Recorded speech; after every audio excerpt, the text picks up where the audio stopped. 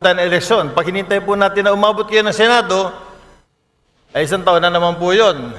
Congratulations po at inamin nyo na talagang panalo na kayo sa Senado. I'm very happy that a colleague of ours will be in the Senate soon. So yun mga kababayan, no, pakinggan natin ang mainit na sagutan ni Congressman Erwin Tulfo mga kababayan at Congressman Richard Gomez mga kababayan dito sa Congress. I rise today on a different matter, a critical matter concerning Section 21 of Republic Act number 9165, or the Comprehensive Dangerous Drugs Act of 2002, which mandates the inclusion of media representatives as signatories in the inventory of confiscated drug-related items.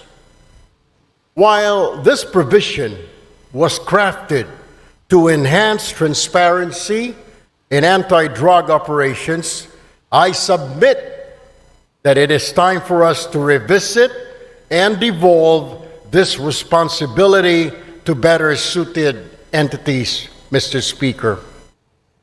The inclusion of media representatives represents or presents significant challenges and risks. Media practitioners who are civilians are placed in potentially life-threatening situations when required to participate in such operations. Exposing them to these risks compromises not only their safety, but also that of their families, Mr. Speaker. Moreover, involving media representatives in law enforcement tasks raises concerns about their independence and neutrality. Journalists are meant to act as impartial watchdogs of government actions, holding public officials accountable from an objective stance. Requiring their direct participation, Mr. Speaker, in these operations undermines their role and may cast doubt on their credibility and impartiality. It is imperative that we devolve this responsibility to more appropriate witnesses who are already empowered under the law. Section 21 of RA 9165 already mandates the presence of Department of Justice representatives and barangay officials as witnesses in this process, Mr. Speaker. These individuals are better suited to fulfill the role of ensuring transparency and accountability in documentation of confiscated drug-related items. Additionally, we can enhance existing safeguards to further promote transparency without involving media personnel. Like comprehensive video documentation can serve as a reliable and tamper-proof record of the inventory process, ensuring accountability without requiring physical witness to be present in dangerous environments. Increased training and oversight for DOJ and barangay representatives can strengthen their ability to act as effective witnesses. By devolving, Mr. Speaker, this responsibility to individuals already mandated and equipped for this role, we can preserve the safety of our media professionals, uphold journalistic independence, and maintain the integrity of anti-drug operations. Mr. Speaker, I urge this esteemed chamber to consider an amendment to Section 21 of Republic Act 9165, replacing media representatives with more suitable alternatives while reinforcing mechanisms for accountability and transparency. Let us act decisively to modernize this law and ensure its implementation aligns with our commitment to safety, justice, and good governance. Thank you, Mr. Speaker and my colleagues, and I look forward to our deliberations on this matter soon. Maraming salamat po, magandang hapon sa ating lahat. Thank you very much. Daghang salamat. Majority Leader. Mr. Speaker, I move that we recognize the Honorable Richard Gomez of the 4th District of Leyte for his interpellation. The Honorable Richard Gomez is recognized.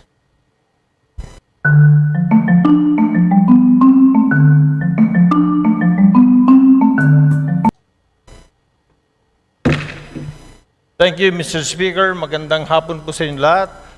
I'd like to find out if the good congressman from ACT Party List would like to answer some of my questions regarding his privileged speech. Ayun na, pakinggan nyo mabuti mga kababayan, no? Dito na magkakasagutan, no? At magkakabangayan at magpapasiklaban itong si itong si Congressman Richard Gomez at Congressman Erwin Tulfo, mga kababayan. Sure, Mr. Speaker and my colleague. Thank you, Mr. Speaker. I would like to find out from the good congressman if you are a member of the Anti-Drugs Committee. No, I am not, my distinguished colleague. I am not a member of any committee right now since I am part of the deputy majority group, Mr. Speaker. And if you are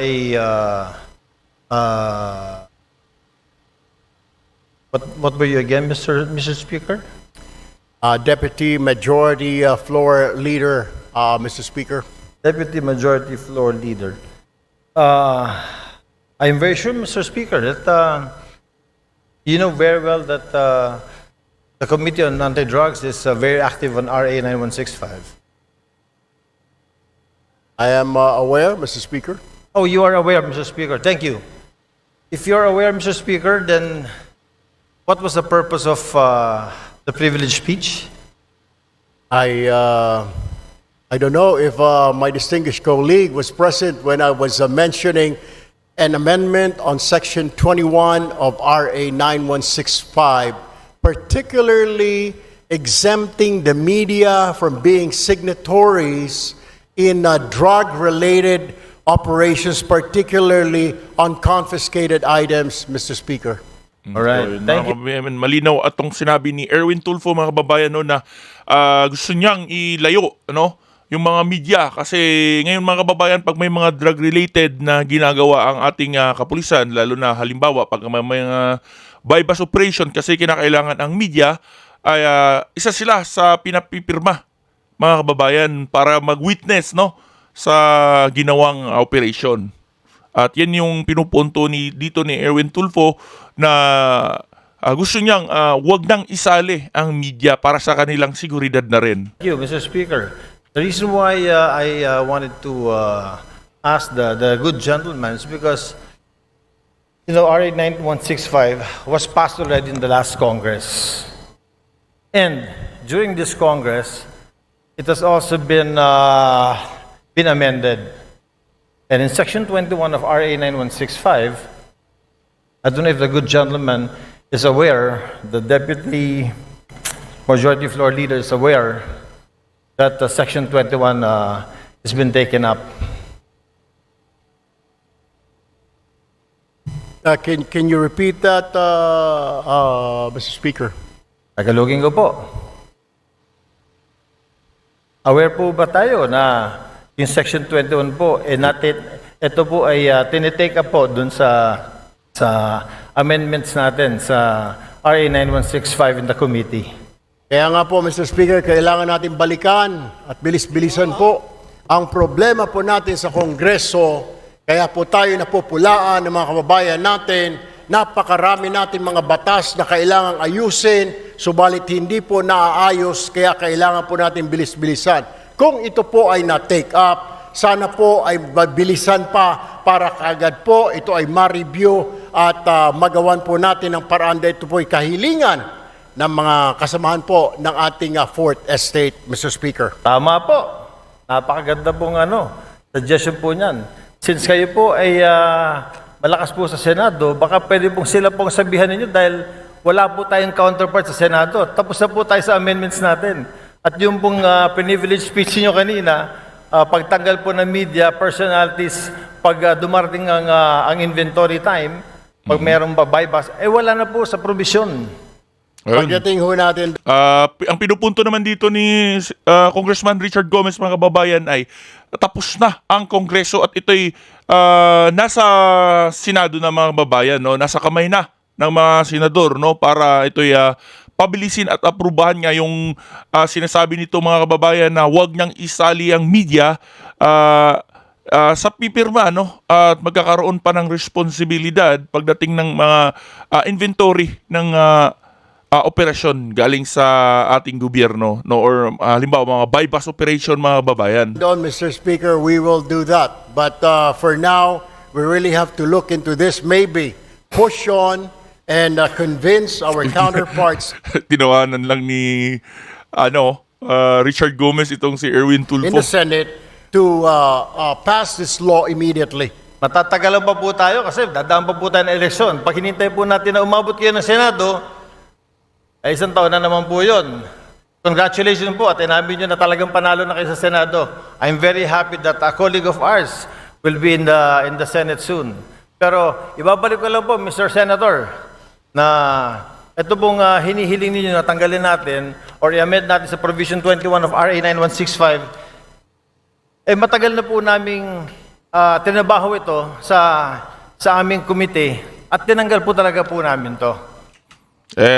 Para kasing na-insulto dito si si Congressman Richard Gomez, mga kababayan, no? Kasi nga matagal na nilang pinupush nga itong in-speech ni Erwin Tulfo, mga kababayan, at ang problema nga daw po ay nasa mas higher part na ng ating gobyerno, which is the Senate, mga kababayan, at hindi pa nga ito naaprubahan, no? Yun, parang natawa na lang itong si Richard Gomez, mga kababayan. Tinawag pang senador si Erwin Tulfo. Ang tanging hiling namin, katulad din ng hinihiling ninyo, sana nga po mapabilis natin ito sa Senado. Dahil sa Senado po, hindi ko alam, pero baka pwedeng kayo na po ang magsalita. Baka pwedeng kayo na mag-privilege speech, pakisabi na bilis-bilisan po para itong hinihiling natin na ma-amend itong Section 21 ay matapos na. Alam niyo ho, I will just have to correct my colleague. Hindi pa po ako senador, Your Honor. Ako po ay isang mambabatas, ako po ay isang representative, hindi pa po ako senador. Do, tumatakbo po ako senador, nais ko lamang po linawin na ako po ay isang congressman. Correct. Ako po ay member ng ACT-CIS party list at hindi po ako senador. Baka ang inyo po ibig sabihin, yung aking po nakatatandang kahuya po, siya po yung senador. Pangalawa, kaya ako nga po pinapabilis-bilisan para marinig po tayo sa Senado. Nabilis-bilisan po nila dahil ito po ay hindi pa naman batas. Habang ito hindi pa batas, ala hong saysay ang pagre-review, wala hong saysay ang pagtanggal ho natin ng section na yan, Section 21, kung hindi pa naman po ito batas. What I am trying to point out, Mr. Speaker, I guess we have to do something about it. And para marinig ko, kaya ho tayo nagka-privilege speech para marinig po tayo sa Senado. Now, we are waiting for the decision, Mr. Speaker. If I can only do a privilege speech in the Senate, then I will do so. Unfortunately, I'm still here, a member of 19th Congress, Mr. Speaker. Salamat. Salamat, Mr. Congressman. Sinabi ko lang po yung sinabi niyo na gagawin niya pagdating niyo po sa Senate, inulit ko lang. But Mr. Congressman, we do something about it. We have done something about it. In the committee level, ito pong Section 21 na hinihiling ninyo ay wala na po. Alam niyo ho, Mr. Speaker, ito po ay nasa committee level at tulad po na sinasabi ko, kaya ko nga po I am pushing for it. Bilis-bilisan po natin. Marami po tayo mga batas na pending po ngayon. Hindi lang po itong 9165. Marami pong kailangang reviewin. Ang kailangan lang po natin ay bilisan po dahil ang taong bayan ay nag-aantay po at hindi po tayong ika nga ay pwedeng manahimik o kaya mag-relax dahil po nakatingin po sa atin ang ating mga kababayan at gusto po nila na bilisan ang pagpasa, pag-review, whatever, ang ng mga batas po natin, Mr. Speaker. Therefore, Mr. Speaker, I think the correct manifestation should be, since the requested section is to be amended, and it has been replaced already, Mr. Speaker, is that the correct manifestation should be, we request that the Senate should fast-track this House version of RA 9165. That, I think, is the correct manifestation, Mr. Chair. I will take that, Mr. Speaker, but what I am saying is that the reason why I stood up today to remind not only our members here, but also our counterpart in the Senate, because I am sure they're also reviewing what we're doing here and watching us to fast track. Kung meron man, kung nandyan na po sa kanilang mga kamay, na bilisan, because we cannot dictate them. We can only suggest, Mr. Speaker. We can only tell them and inform the public that we already did this. Tama po ang ating kasamahan na sinasabi niya pong ni-review na po yan, inalis na po yan, para malaman po ng taong bayan na wala na po yan, wala na sa kamay natin, yan po ay nasa kamay na ng Senado para bilis-bilisan po nila. And that is the purpose of my privileged speech this afternoon, Mr. Speaker, my dear colleague. Sir. Thank you, Mr. Speaker. Oh, I thought amending Section 21 was the main thrust of the privilege speech. I didn't know it was to fast track the House version of 9165. But nevertheless, Mr. Chair, yun na rin po ang hinihiling natin. Since yung nire-request po Hindi lang sila nagkaintindihan, mga kababayan, no, sa punto. Kasi yung pinupunto kasi ng privilege speech ni Erwin Tulfo ay iba, mga kababayan, no? At yun pala ay tapos na yun sa Congress at parang na-offend dito si Richard Gomez, mga kababayan, no? At yun nga, nilinaw naman ni Erwin Tulfo, mga kababayan, yung kanyang punto o sa kanyang privilege speech, mga kababayan. At dapat pala ito'y ang Senate ang mag-fast track na nito, no? Tumbukin na ang Senate para mapabilis pa yung gusto nilang mangyari, mga kababayan. ng colleague natin na tanggalin po sa Section 21 yung pagsama ng media. Yun. Kapag po nag-iimbentary sa mga bypass, sa mga nahuli na drugs, ay wala na po sa committee level. Wala na daw sa committee level, mga kababayan. Para sa mga hindi nakakaalam kasi, mga kababayan, tuwing may bypass operation at ginagawang operasyon ang itong ating halimbawa PDEA, mga kababayan, ay kailangan talagang may media na kasama at isang barangay officials, mga kababayan. At yun nga, ang hiling dito sa kanilang pinagdidibatehan, mga kababayan, ay tanggalin na ang media sa responsibilidad, no, na masali pa sa inventaryo dahil sila naman ay nagbibigay lang ng sila naman ay isang witness lamang, mga kababayan, no, at magbibigay ng impormasyon para sa taong bayan sa mga ginagawang operasyon ng ating gobyerno. Wala na po, pumasa na po sa atin. Sana po, another privilege speech from our good colleague will tell the Senate, bilis-bilisan nyo naman, kasi binilisan na po namin. I wish I can, we will do that, Mr. Speaker, para makarating po itong ating mensahe sa kanila. Hindi naman natin pwede sila pong utusan, Mr. Speaker, kundi tayo lamang po ay pwede nating sabihin na nag-aantay po tayo. Kung naipasa na po natin dito sa Kongreso, then ang problema po ay nandoon. I guess we'll have to do or I have to make another privileged speech, Mr. Speaker. We shall await the next privilege speech. Thank you, Mr. Speaker. Yan, mga kababayan, no? Napakainit yung naging sagutan nila, mga kababayan, at buti na lang naipaliwanag ng mabuti rin Erwin Tulfo, mga kababayan, yung kanyang point, no? Medyo na misalign lang, no? Na wrong address lang nitong si Erwin Tulfo, mga kababayan, yung kanyang panawagan at privilege speech, mga kababayan. At yun nga, sinabi na ni Congressman Richard Gomez, tapos na ito sa Congress at ang may problema ay sa Senate na, mga kababayan. So yun lang mga kababayan, hanggang sa susunod natin na video, huwag kalimutan na i-share at mag-comment sa iyong reaksyon patungkol dito.